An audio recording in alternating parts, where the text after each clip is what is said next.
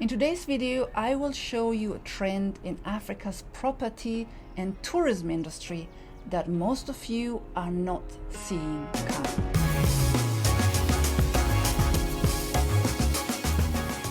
Hi dear Africa Business Jumpstarters, a very warm welcome back to my YouTube channel where I teach you how to do business in Africa and how to invest in Africa the right way.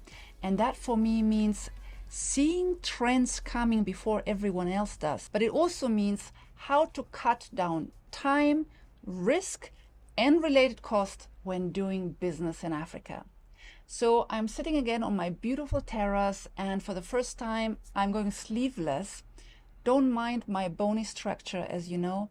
I just came out from severe illness for a year, and I'm just so happy to feel good in my body and to feel alive. I hope the same goes for you. And those pounds, I'm going to put them back in time. So back to the topic, and that is to see a trend that is already slowly happening and that I believe will accelerate fast. You see, when you're doing business in Africa or you're investing on the continent, one of your biggest competitive advantages will be to see a trend coming before everyone else does.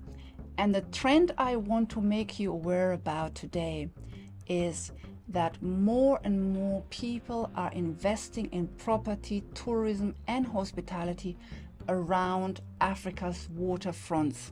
And today I want to give a focus to the waterfronts around Africa's big, magnificent lakes. Africa's magnificent mammoth lakes are mostly situated in Eastern Africa around the big East Africa Rift Valley, stretching all the way from the Red Sea and my beloved country of Eritrea all the way down to Southern Africa. However, most of the lakes are being found across the borders of Tanzania, Kenya, Uganda, the Democratic Republic of Congo, Burundi, Mozambique, and all the way to Zambia. Now, we do have a magnificent large lake in Ghana as well, the Volta Lake in the Volta region of Ghana. But that is not a natural lake, it's a man-made lake. Nevertheless, the trends I'm making you aware about today are also applying to the Volta region of Ghana and other smaller lakes across the continent. Now, let's share some lights around what's happening in these areas around those lakes. And I myself, when I felt a bit better a year and a half ago, when we came to Rwanda and I was like in and out of crashes and feeling better, we were visiting Lake Kivu. If you've seen it, it's really a lake where you can't see the end of it, yet it's one of the smaller lakes of the East African Rift Valley. So I want to start with the largest one, and that is Lake Victoria. And I really have to make a reference to my dear father whenever he hears Lake Victoria, because for some reason he is a huge fan of Lake Victoria and Tanzania. Whenever he hears it, he goes like, they have to change the name. Why would one of our grandest lakes still have the name of Queen Victoria of Britain? In Kenya, you call it Namlowe, the body of endless water. In Uganda, Nalubale, home of the gods. Let me know how you call it in your region, and I think we have to find an international name. I love home of the gods. Why should we call it Lake Victoria? Now, Lake Victoria is the largest lake in the whole continent of Africa, and it spans over 68,000 square kilometers. Okay, how large is that exactly? Well, you can fit into the whole lake, the whole country of Rwanda, the whole country of Burundi, and again, half of Rwanda. So in order to better understand why I believe that this is a trend, although it is not really a visible trend yet, it's a very slow trend in its infant shoes around some of the lakes. But I love foreseeing trends, and what I really believe is that we are going to see an acceleration of that fast.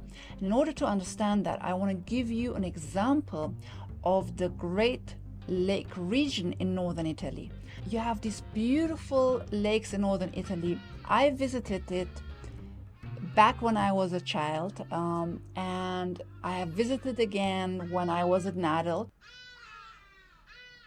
I don't know if you can hear the beautiful birds, but that is life in Africa and I love it. And so these lakes, they were always kind of a haven and hiding area for the more wealthy Italians and also foreigners. And they were always very popular.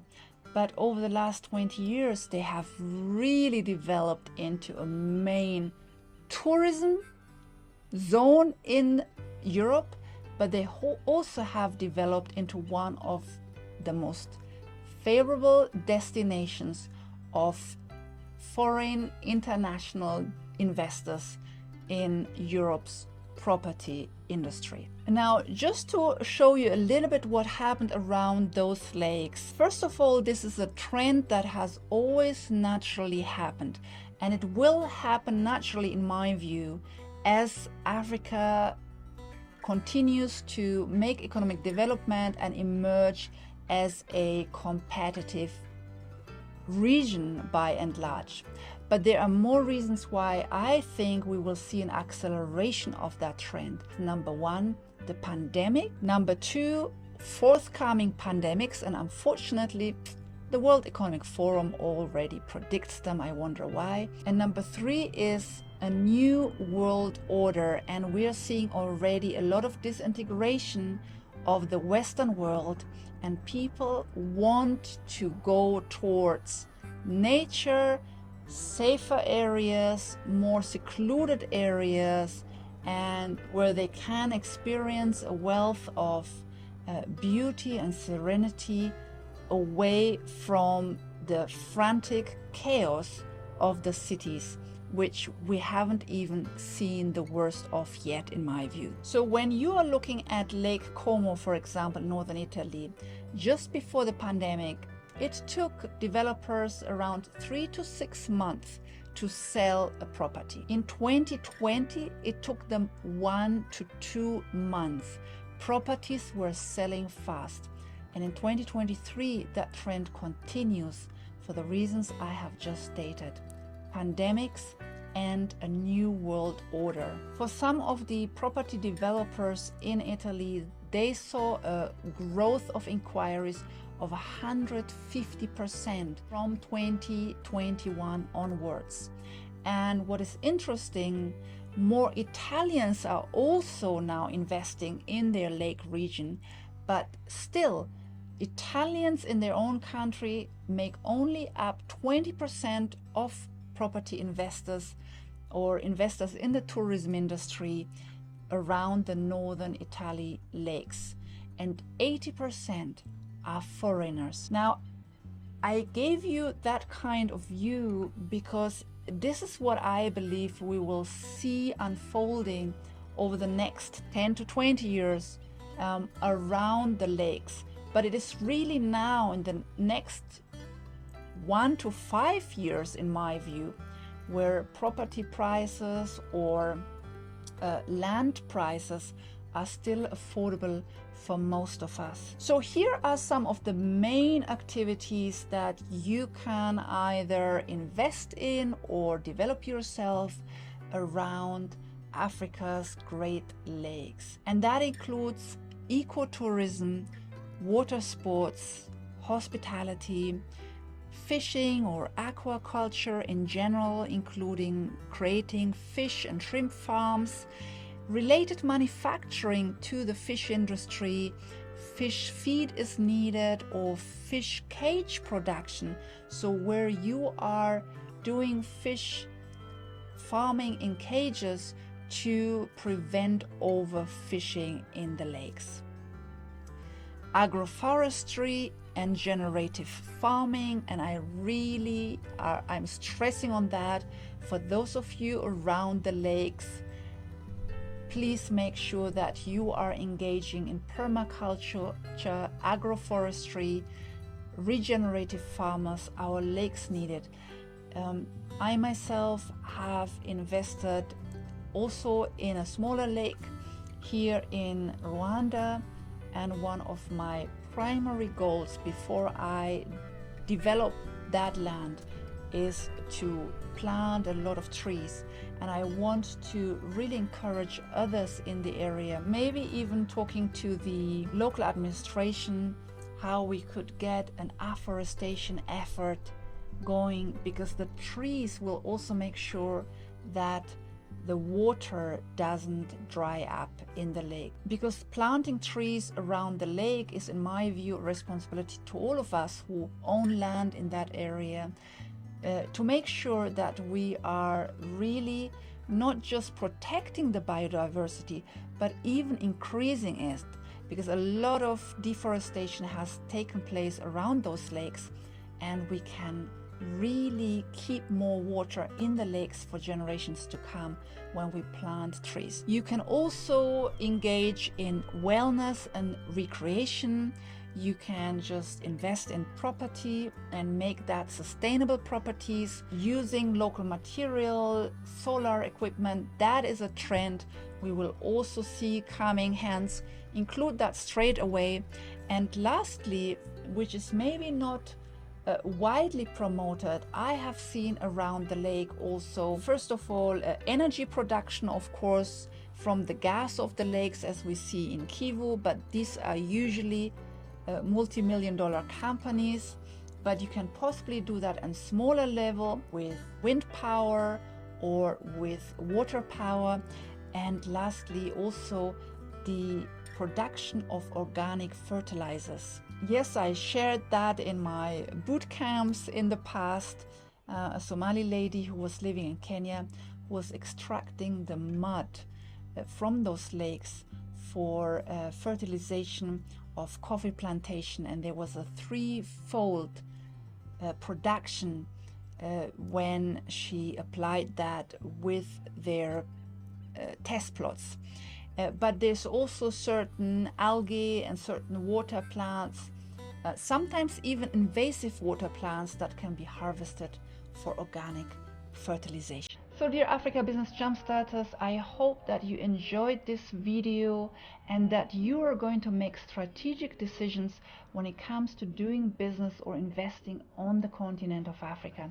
But there's one last reason I did not mention why I think considering Africa's lakes is a smart thing to do, and that is the access to water, as the globe is experiencing more scarcity, and that goes for Africa as well. Now, if you are interested in doing business in Africa or investing on the continent, you know this is my passion.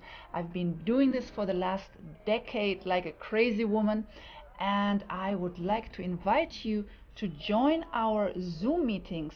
These are live Zoom meetings that I'm holding for the public a few times a year, where you can ask me your own Africa business questions, and you can find a link beneath this video. Now, whatever business in Africa you do, make sure that it is a win-win. In these times, it is not just about money and your success.